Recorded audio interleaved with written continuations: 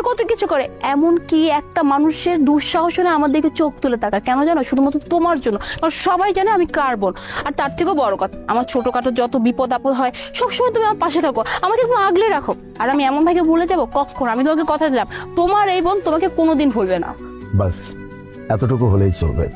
আমি শুধু চাই আমার বোন তার স্বপ্ন পূরণ করুক, একটা বড় অবস্থানে যাক, যেন এই ভাইটা বুক ফুলিয়ে বড় গলা করে বলতে পারে শি ইজ মাই সিস্টার।